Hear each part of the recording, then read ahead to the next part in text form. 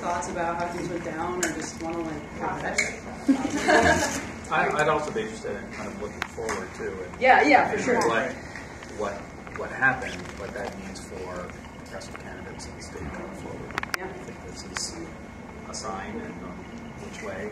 I've seen there were a couple stories out today. The Wall Street Journal just posted a story saying this is good for Tammy, potentially, because it means that the Walker wing of the party is dominant, and they're going to nominate somebody who is too far right for the state. So, and then I think the Washington Post had an almost opposite stories.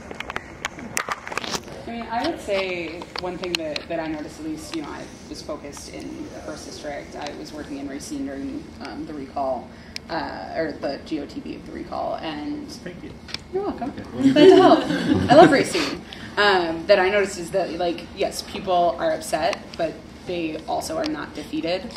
And that John Lehman in a lot of the polling places got more votes than Tom Barrett did. Which is really interesting. Barrett lost Racine County. I can't fathom how that happened. Yeah, and a lot of I've seen some news stories that it wasn't so much a Walker win as much as it was a Barrett loss, which I don't know how fair that is, but I read that night. I think that a lot of people outside of Wisconsin think that we're all defeated now, and I can tell you that is not the case. I mean, our volunteers that night were like, okay, so what's next? Like, moving on. They're very ready to keep fighting. I think that it lit a fire that is not going to go out with one election, or many even. Yeah. Well, I know we were trying to scramble people out, and a lot of people were scrambling out with social media about just getting registration forms over to the Zeidler building in downtown Milwaukee and other locations, in the last 2 hours of election day, trying to get things out, and there's still people in line when they call the election. When NBC pushes out onto everyone's smartphones that has their MSNBC app that they called the race, and people stayed in line. Who is it? Amanda Turkle was down there. She took a picture of the line at 9:04. And it had been called at 8:30? Well, and you had I forget which network it was, but some reporter went up to a guy who was still standing in line waiting to vote and telling him, oh, the race has been called. What do you feel about that? And did the guy just leave the line? No, he stayed and he voted, to his credit, and it was great because I immediately got this media blast from the Government Accountability Board in all caps. It is illegal to talk to voters who are still waiting in line to vote. Don't do that. And I mean, I believe we have a combination of problems working against us here. This was one of the first elections where the Republicans actually did do a massive get out the vote campaign that was targeted towards just Republicans. Whereas ours was just targeted towards all people, kind of. Theirs was targeted towards Republicans, and they had all the money. I mean, they were mainly targeted. It wasn't just, we weren't going to get strong Republicans. That was the goal of it. But the other thing is we have Command Central. You have a two-person company, a company in a 300-square-foot office with two people in the same building as Bachman, and that company runs 30% of our voting machines in the state. 30%. And they're all the touchscreen machines, so those are the least verifiable. And so that's a major issue there. So, I mean, we don't even know what the thing was. And on top of that, you had the suppression tactics. You had the robocalls. You had actual people at polls saying that you can't vote unless you have an ID. There were plenty of reports of that as well. And just all different types of suppression tactics were used. And I don't trust the integrity of the results whatsoever. But because the two people that are in that office sharing it with Michelle Bachmann, that office building, they are the only two people that know the code behind our election systems, which have been proven to be hackable and able to tamper with in less than 10 minutes with no trace whatsoever. And so, and they just came in all of a sudden before this election. So it's a new thing. One of my big concerns that we've seen in the recall, and this is based also on the fact that not only was it an 8-to-1 fundraising advantage, looking at how Walker was able just to dominate television. And it's, even aside from the fact that he had TV ads since last December going with nothing from us in response, the caliber of his advertisements even were much better. I don't know if people from out of state saw his ad on jobs, where he completely flipped the narrative of him losing more jobs than the state to him coming out with his own report that the Milwaukee Journal-Sentinel, the biggest newspaper in the state, shilled for him. They had a headline that said, "Controversy about jobs numbers." Walker had a TV commercial that, I swear, it looked like an Apple commercial. It was all white background with him talking about job innovation, and he was able to muddy that picture. And the fact that so much money to air these TV commercials shifted the debate. And frankly, I think it was a cataclysmic mistake for both Democrats, major Democrats in the primary running, to not take Russ Feingold's and Ed Garvey's advice and to run against the money, to refuse super PAC donations and say this election is about the fact that Scott Walker is trying to sell Wisconsin and is subverting Wisconsin democracy in the process. Yeah. And I think just the candidates alone, at least the last reporting, the candidates alone, it was like $34 million spent by the candidates. 89% of that was by Walker. 89% of $34 million. That's a lot of TV and everything. And you can look at it with like where their positives and negatives went, and it's like clockwork. It's the recall starts, he can raise and spend unlimited money. All of a sudden his favorables and unfavorables do like a helix and just cross. You look at like Barrett becomes the nominee, his negatives are very low, and within weeks his negatives are in the 40s. You know, high 40s, like clockwork. And how does the sorry. Go ahead. Oh, the TV kept people from thinking about the fact that, you know, on Friday before the election, news breaks that Walker's going to be under investigation, and that wasn't really a story, which is kind of. I don't know. I felt like it was a bit of a. I did a write-up on it. I don't know. I've been following John Doe the entire time. It's fascinating. I'm fairly convinced at this point that he will be indicted at some time in the future. Yeah. But it wasn't going to happen before the election, just based on how they run these investigations. So, you know, you had all these things you could run on against Walker. You could run against the money. You could run against the cuts to education and health care and collective bargaining, which, you know, I always thought it was interesting. Lori Compass's race, which I think is probably the most illustrative, interesting story that came out of all of this. You know, when she was always talking, she's like, I go around to the district, this is what people talk about. Especially like even the moderates and the Republicans who flipped and went for her were saying we're concerned about the cuts that are happening into the education system and healthcare and good jobs. And taking the focus off of that, I think, may have been detrimental to the Barrett campaign. Yeah. Just talking about John Dole the whole time. Yeah, it's sexy and it's interesting. Nothing's going to happen with it. And I wonder if that may have been a huge miscalculation on their part, as opposed to these are the issues people were actually talking about and wanted to hear more about and what you were going to do about them. I think even worse than that, and I don't know what Barrett was thinking making his campaign. His main argument was that Scott Walker is a rock star of the far right, which is exactly the frame that John McCain used in his losing campaign. That Obama was this celebrity, like his advertisements even look the same. And then the fact that in this movement election based on an occupation last spring, where those occupiers then begin the recall process, that Barrett ran on, I'm not going to be a rock star of the far right or the far left. The unions didn't even like me. Who was thinking? Why didn't someone decide? I mean, he's trying to appeal to the moderate, clearly, but yeah, but that's not this election. The recall election seemed like a normal Democrat versus Republican election, which it was not. It shouldn't be. It shouldn't have been. Well, but I mean, I think it's interesting because like Wisconsin 2010 was a bloodbath. Like I'm still in therapy because of election night 2010 for obvious reasons. But I mean, it was bizarre to me that like voters very clearly said we don't trust this guy. You know, we trust Scott Walker, you know, over, and then we ran him again. Just floors me that we went with the guy that had lost. But also, I think the thing that's really interesting about, I think about all the job losses that Wisconsin has suffered since, you know, I mean, I moved to the state in 2008, the same day they announced that GM was going to close in Janesville and then Kenosha. And we had such problems in 2010 because Democrats who had ran for years on, we keep the factory in Janesville, we keep the factories, we keep it. We didn't have that to message on. And every third word that comes out of Scott Walker's mouth is jobs. and he can message on that so effectively in a way we can't. Like, we just didn't have that. We never found a way to recover from that. And then we ran the same guy that voters said overwhelmingly in 2010, like, yeah, we don't trust you to run the state. You know, the recall actually did give us some interesting numbers. I talked to Tracy about this beforehand. Kenosha flipped for Barrett, and then you said Janesville and Rock County were very strong for Barrett. Rock County was strong for Barrett. Janesville, some of the wards were 3-1 for Barrett. I was looking at the numbers specifically in the wards. And we saw increases in every county in the 1st congressional district except Waukesha, which increased its percentage for Walker by 1%. They don't have much more. Yeah, well.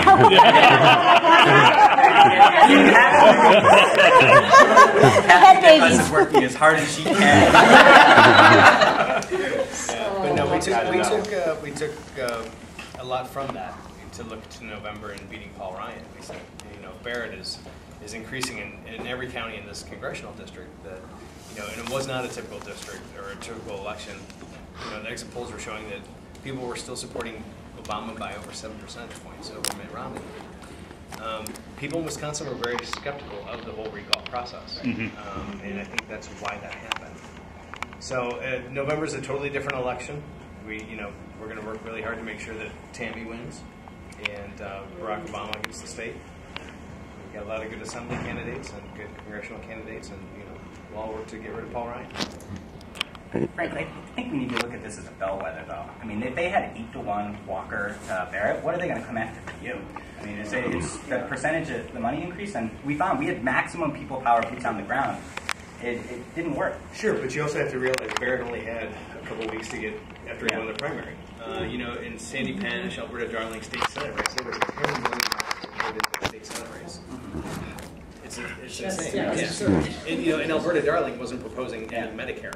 So I do expect a lot of people to play here. I guess my point here is that the messaging for which Democrats are running on this movement, I think, needs to drastically increase the focus on that movement. I mean, you're riding a wave. If you're going to ride the wave to save Social Security in this country, I think, and you've done an amazing job harnessing the social media energy behind it, the Reddit AMAs, all this. It needs to feel like a movement in these elections, and Tom Barrett did not run on that. And I'm concerned most Democrats in this country won't. They'd rather run on, I'm in the middle, I'm not too far right or too far left, because they're so afraid of the fact that, especially in Wisconsin, that we had a massive capital occupation that was going to happen. Well, I feel also like you mentioned the whole rock star, dichotomy from 2008, but I've been looking at it as this was a little bit more like 2004, when it was, well, how do we attack Scott Walker, because there's just so much, and you have different, very loud voices coming from our side, pointing out different things, so it's not cohesive, and it tends to be, it's a referendum only on Scott Walker, and all about Scott Walker, much like, when you ask, why should I vote for John Kerry, it was, well, he's not George Bush, and I had the feeling like, well, why should I vote for Tom Barrett? Well, because he's not Scott Walker. Well, I've been telling people, it's like, I think more people wanted Walker out than wanted Barrett in. Yes, and I think that's a problem. That was a huge problem. Another thing is, you got to realize, Walker bought up 50%, literally 50% of all of the radio and TV ads in the entire state that were still available. And one ad, I know in Madison, 90% of the ads that they played in Madison were the same ad. The same ad. It says, Walker added 32,000 jobs. Barrett's unemployment rate, under Barrett, the unemployment rate of Milwaukee decreased 28%. But you know what? The problem is that Barrett nor the Democratic Party really refuted that. I mean, they said it once in the debate, but other than that, they never refuted that. They probably couldn't, and the average person believed it. Well, they ran some ads. They should have run an ad refuting it too, and they very well could have. But then you're talking about what they want to talk about. A greater need that maybe the focus should really turn really hard on how we do campaign finance. I mean, obviously this is a national issue, but in Wisconsin specifically, like, we have this great example of, like, wow, this is an absurd amount of spending that came into the state, especially from outside of the state. And I mean, that goes for Barrett too. His numbers were much smaller, but a lot of it was still coming from out of state. We have these huge amounts that are being spent on races, and that, I feel, more than like, oh, the money stole the race, it's sort of like, well, the money sort of stole the narrative. Talking about sort of where this started with the movement and the uprising and the occupation and all of that, and then these people organizing and going out to communities and doing grassroots great work, developing these networks. And that was drowned out, I feel like, by a lot of outside interests and a lot of just big money that got poured in. So can we really do anything, I mean, before that gets addressed? Well, you've got the obvious loophole that allowed Scott Walker to raise endless amounts of money. And I think you can also argue that a lot of elections were very politicized. I think about Wisconsin Supreme Court races, which are just like the amount of out-of-state money that pours into those. I mean, they're very obviously buying the courts. And Wisconsin being the history that you have with progressivism and campaign finance and ethics laws that other states don't have, you know, there's a lot to tap into in terms of Wisconsin's history with it. But I mean, the thing about money in politics that gets people into trouble is you have to call out Democrats. Yep. Mm-hmm. And you have to call out, I work for labor, I love labor, you have to call out labor. You have to call out both sides, and that's just very difficult. Yeah, I think it's something like a both sides, sort of all parties that get into that, you know, all the big organizations, because there's many sides when it comes down to it. It's not really Republican, Democrat, there's lots of factions within that. I was just talking to someone about the other day. It's like there really isn't a Republican Party or a Democratic Party anymore. You've got the Tea Party faction, which isn't a small zone. You've got very progressives, and you've got more moderate blue dogs and the Dems. It's like none of them have the same goals. We're going to win the money race. And our side's never going to win the money race. Well, and that's the thing. Okay, we can't change the laws in Wisconsin because, I mean, in the near future, because we still have, you know, a certain governor and whatnot. So we can't change those laws. We can't change how we elect judges. I think the Missouri model, where they have a panel of judges that nominate another judge to go forward. I mean, it's something that they progressively done, you know, years and years ago. It's great, but it's just not going to happen. So what do we do for this November? What do we do for 2014? Important. Money does not win elections. I mean, money is very, very important, but elections are won through message and through motivation, getting people to actually get out and vote for you. Even though Barrett was outspent, what was it, 9, 7, 8 to 1? Ridiculous to 0. He shouldn't have come anywhere that close if he was outspent 8 to 1. But we see many campaigns throughout history where people, I mean, Meg Whitman, California, my God. Yep.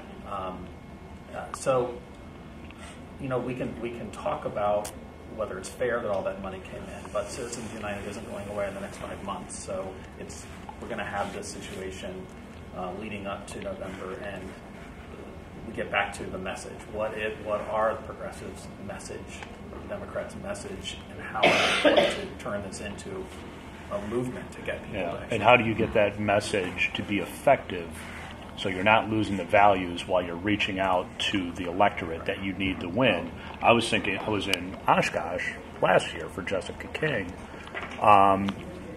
and Waupun was huge because obviously they knew that entire city runs on the prison guards and usually is very Republican, but they voted for Jessica King, and that carried that race. I don't think that town, I haven't looked at the numbers, but I doubt very much that they voted for Barrett. What changed in a year? How do you get that back so that prison guard, who's a hunter and a fisherman and whatnot, votes for values that we want because they help him? One factor is something about the form of the message rather than the content. We have to stay away from language that is dismissive or belittling or anything name-calling, anything making fun of people, because you have one bit of it, one bit in a message. Somebody who's reading, it's that they might have been thinking about it, at least listening to it, that you call their candidate or somebody they like or something they support a name, they're hurt and offended, and they stop reading, they shut down. And I mean, I've seen how I feel when people even farther to the left were writing things about Obama during the last presidential election. I'm like, I didn't like the way I felt when I read that, and it made me want to stop. And it's easy to do that because, you know, you make a little joke and all the people who agree with you think it's kind of cool and interesting and fun, but you're pushing people farther and farther away and losing any chance of dialogue. Well, it's sort of focusing on what actually brings us together. What do we have in common?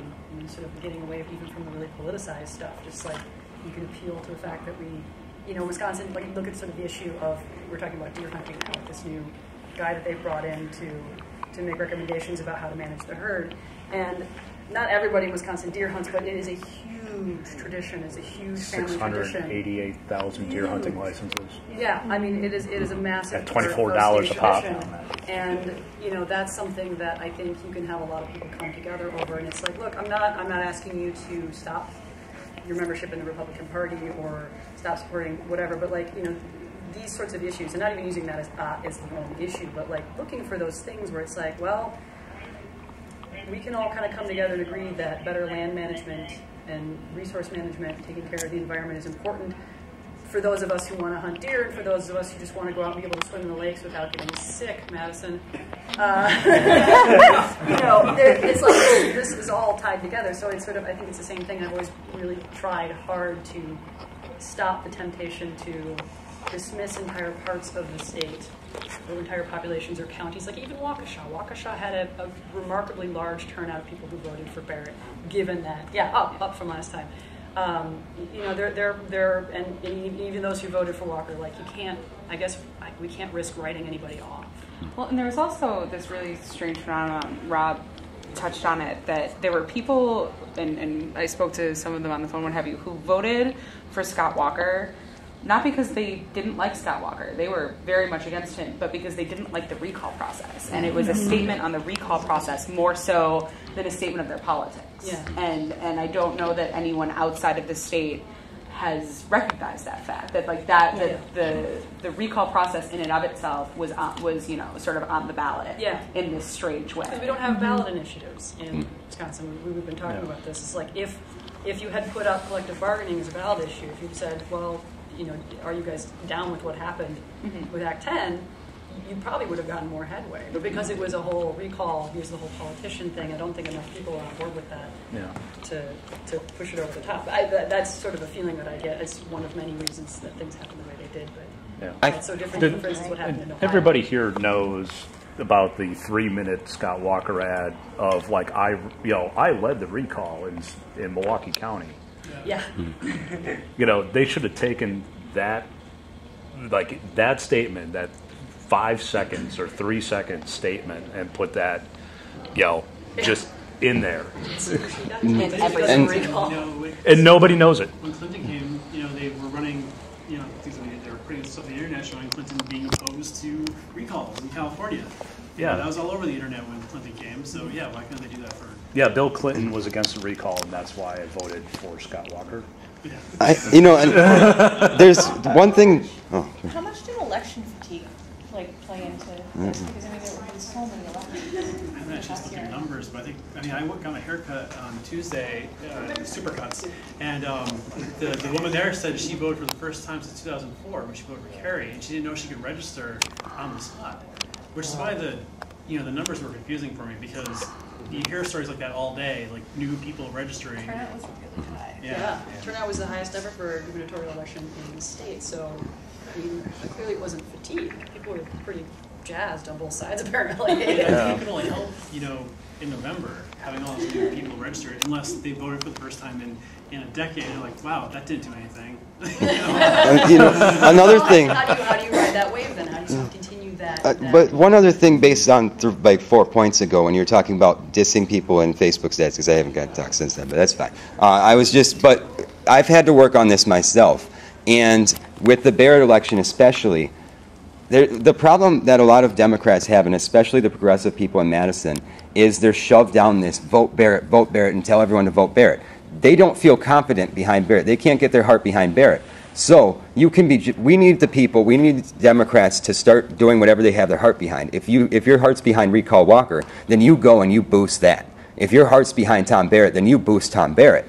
But if your heart's not behind one of the two, don't be boosting it, because either one will help. And there's plenty of people that will fill in on both sides.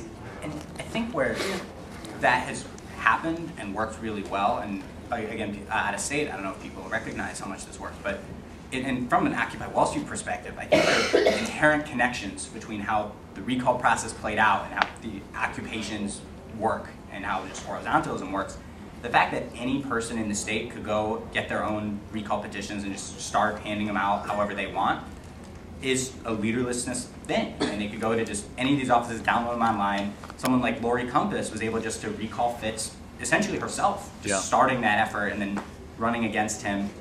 I think that the creativity inspired by this horizontalism is what makes this stuff works.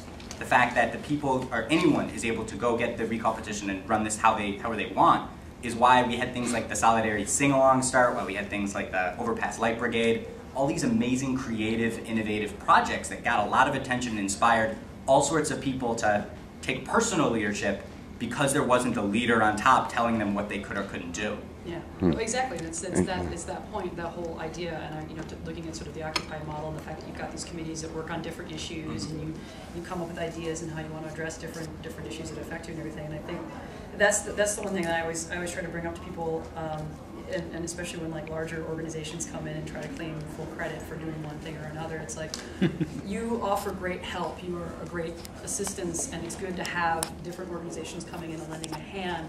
But the reason that the initial occupation, the initial uprising worked the way it did is because it didn't have a leader.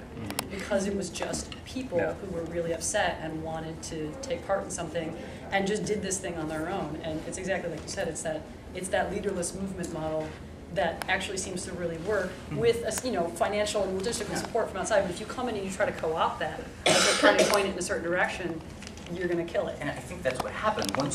Once we had a standard bearer, the leader of the recall movement in Barrett, all of a sudden it felt like Democrat versus Republican election. It wasn't this Occupy-style uprising from the grassroots anymore. And I think it could have been handled a lot better, but I think moving forward for any politician who wants to harness this energy that's coming from the grassroots, it can't feel like they're trying to co-opt these people and just dictate to them what they can or can't do. It's about empowering them, which Obama did great at making people feel like that, but in practice, since then, hasn't been happening. Yeah. I'm glad I'm not a politician.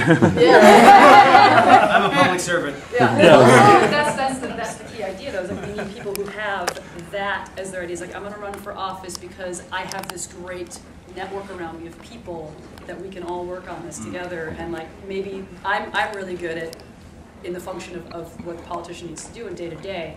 But I've got this great backing, and I can work with all these people, and I want to have this be a movement thing, as opposed to just being, the cult of personality idea, where it's like professional politician trying to make their way to higher and higher office, and it doesn't really matter what else is going on around that. And that really comes down to the people sort of sticking by, like, I'm going to support a candidate that I feel is really doing that, and has shown by example that that's what they're about. As opposed to just saying I'm going to vote Democrat or Republican or whatever else it is. It's like voting issues, voting ideals, as opposed to voting for just that person. I think another thing that really, really screwed us was the fact that Obama and the DNC completely sat out. And that created a lot of doubt amongst a lot of Wisconsinites, because they're sitting here like, the president isn't even getting behind it, and it's supposed to be Barrett, and the DNC is not supposed to isn't even getting behind it, it's supposed to be Barrett. That created a lot of doubt, and I think amongst hundreds of thousands of voters. I would say I heard more anger than doubt. Anger? No, there's anger from the left, but there's doubt from the moderates. That creates doubt to the moderates. The moderates really care. I think they did. I think they did. It's an interesting situation, and I think Obama probably hurt himself more than anything else in the state of Wisconsin by not being there, because people are not going to forget that. Yeah. Are we going to go in some other direction? I don't think so. I've been pushing against that idea, and I know I talked to you about it yesterday. And maybe in hindsight, as things played out, but maybe the Barrett campaign lost track of it being a Wisconsin thing. But from the beginning, on Fox News and everything, they were saying that everything that happened in Wisconsin was being dictated by union bosses in D.C. or whatever. Like, it was all this outside agitation. And if Obama got involved last spring or at any point, it just validates exactly like everything that they had said up to that point. And they already had that with Rahm, though. They already had that, but with the Rahm. thing is, it's like we didn't capitalize on it being a Wisconsin-led base. I kind of laughed when Emily mentioned, that these outside groups taking credit. And last year at Netroots Nation, there was a panel where a lot of us were really surprised at all the how different national groups, caused this thing in Madison.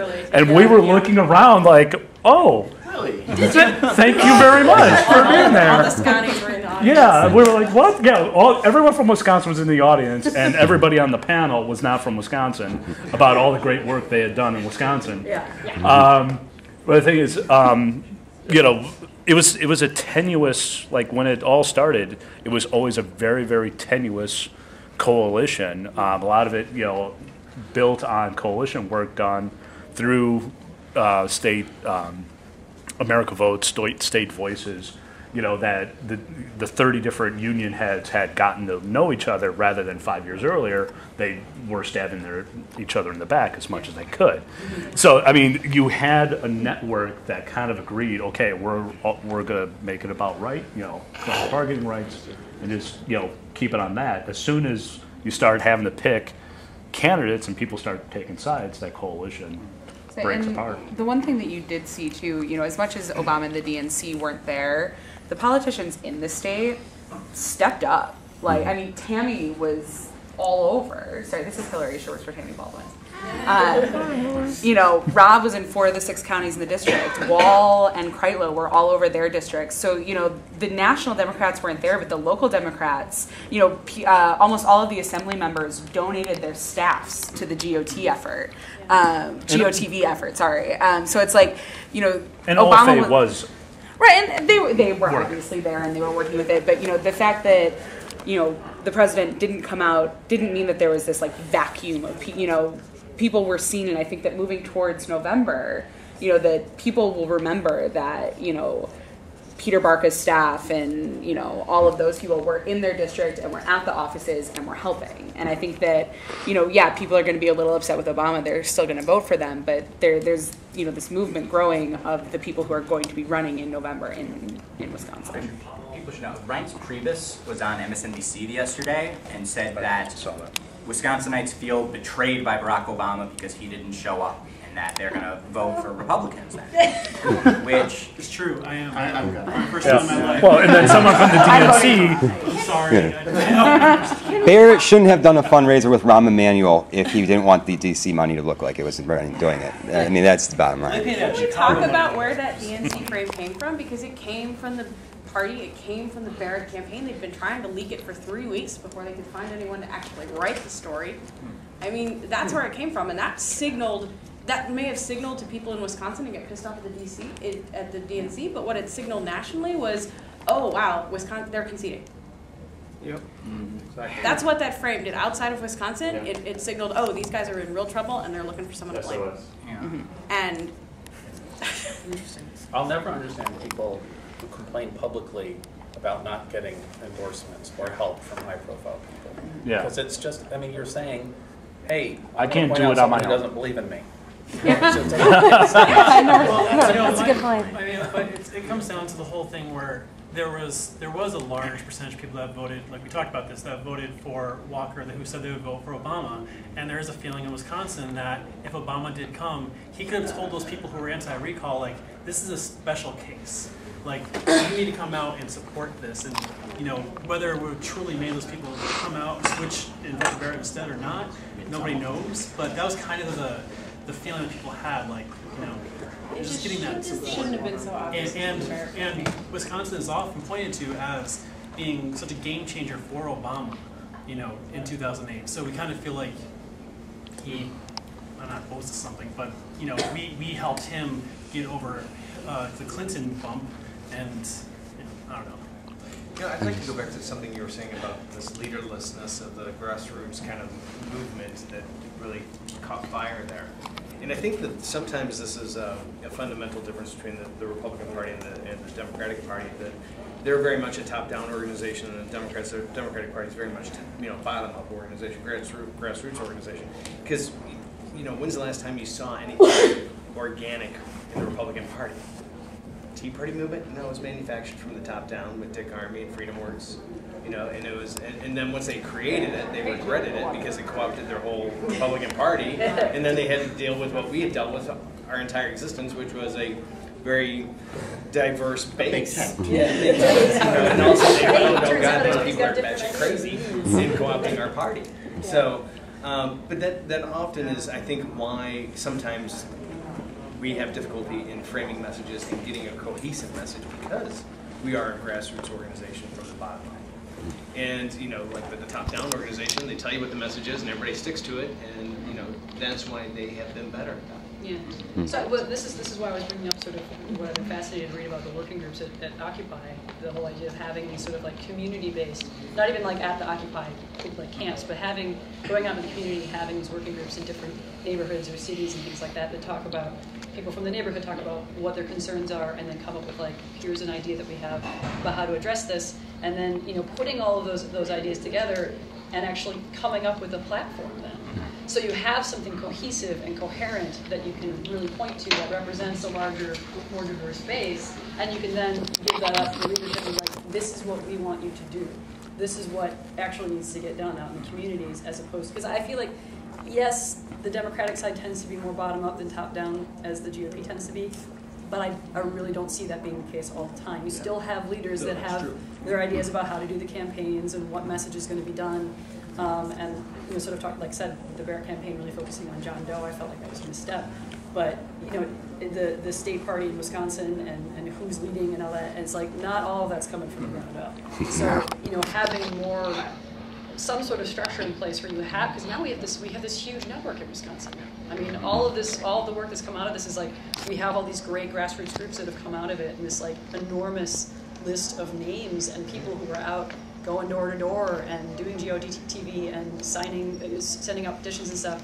So can we, is it possible to turn that existing network now into a group that sort of works on these things and creates a new, more progressive platform and kind of enforces it, like the people actually enforcing that and being like, this is what needs to get focused on? I got to give you credit. You were like the stealth panelist. You said, I just want to be an observer. Yeah, I know. I'm terrible. Participant. I can't. Yeah. But you're absolutely right. It's impossible for me not to talk. I apologize. No apology necessary. One of the organizations that we've seen that sprung out of these was the Progressive 28. I don't know if everybody here is aware of it or familiar with it, but it's a huge organization in Mary Lazich. It was formed to recall Mary Lazich. They just fell short of collecting the signatures to get on the ballot, but out of that came an organization of 400 people who were working on getting her recalled and now working on getting Jim Ward elected instead of Mary Lazich. So, and they've been very supportive. It's in the district, first congressional district. They held a picnic for me last summer after their efforts failed and said, we have the 400 people who want to help you beat Paul Ryan next November. And I said, well, that's great. Sure, let's have a picnic. And then, I feel like I'm hearing interesting kind of conflicting ideas, and what I'm most interested in hearing today is kind of how we think that the whole momentum of the movement being put into the election, like what we've learned from that and how to make it more cohesive. I'm from Wisconsin. Parents are real involved. We're real involved in occupations, etc. And like, I think I live out of state now, and so watching from out of state, the sort of general concept is, how did something that was like the best imaginable mobilization turn into, you know, a lack of victory in the front end? And what I'm hearing is sort of, on the one hand, we're all saying we got outspent, we got outcommunicated, you know, like we didn't have the best message, we didn't have the best framing, but we're also saying, and I feel compelled to believe both of these things in a separate way, that the momentum and the creativity and the inspiration that everyone had from that, you know, was kind of bottled and bottlenecked into one spot, which was Time Barrett, and we can talk about that too, but we obviously have to. But so I feel like on the one hand we're saying we need open messaging, free form, free platform, but on the other hand we need to say we need really sophisticated, high dollar, like, messaging. You need to talk about making people's lives better. That's what you need to do. I phone bank union households, and I work for the Teamsters, and I phone bank Teamster households in Wisconsin, and a lot of Teamsters voted for Walker. And the reason is that Scott Walker's austerity message worked. What they said was Scott Walker's budget cuts saved a lot of teachers' jobs. And I didn't hear any kind of economic narrative from Barrett. What was Barrett going to do to make people's lives better? There's a lot of economic pain. There are a lot of people out of work. There are a lot of people working 2 and 3 jobs. There are a lot of students who don't have jobs. How are you going to solve that problem? Present a plausible story about solving that problem, and you know everything else will fall into place. Well, and that's the problem that I feel like is really there is that, you know, and it kind of goes with your comment earlier about like the name calling, right? It's like if we're gonna be social media, Facebook, Twitter savvy, and people are just like, fuck Walker, like, and that's gonna be a lot of the grassroots messaging.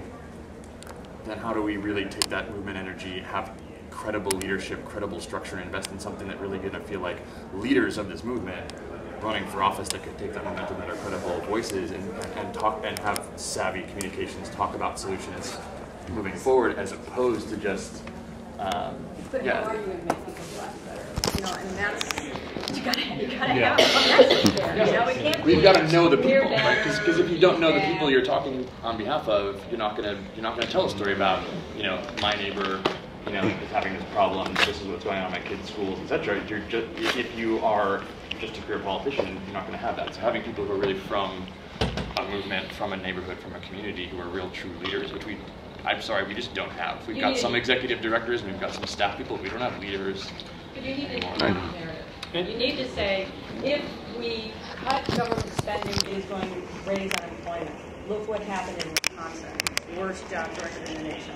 Look at states that invest and spend money. Look at what the stimulus did. You really got to have an economic platform, because that's what people vote about. And if you have that message and it's sophisticated enough to attract the support of 50% plus one voters, it doesn't mean you're a sellout. It just means you've done your job well at crafting a message that appeals to the people that you focus on. The time is about to be up. I think we do need to spend some. Okay. Okay. Oh, sorry. Well, I would, of course, like to, point out, though, about that, of course, we can still beat Walker in 14. I mean, for instance, you remember the state senate? It seemed like we didn't give up after losing the state senate the first time. Came back this time, we got it. To loosely quote William Proxmire, you want to loosely quote him, it's not about winning the first time, it's about knowing what it's like to face defeat and get back up again. And we could talk about what went wrong all we want, but we should talk about what we can do now for the last 5 minutes, I think. And here's the 4 people: Cullen, Holperin, Jauk, and Carpenter. And Zerbin. Every time a Dem votes against the rest of the Dems, it's almost always one of them. Those are the 4 we need to put pressure on. Actually, I think it always has been this year, one of them. That's the only time that they vote against our party. So, just really quickly, I just want to say I'm not from Wisconsin. I'm from Minnesota, and I look to you guys. You guys started something a year ago. You kept it going. I want to take back my democracy. You lost the campaign, but you got to keep going. And look at what you did right, because you are our leaders. I mean, there's a lot of people that are going to look toward you. Maybe you lost the governor, but you won the Senate. And actually, 10:30 tomorrow, Emily and I will be on a panel, and we'll be looking at what we did with Former co-worker. Yeah, and why contact information then? Because we had a mailing list when the occupation of the Capitol started, and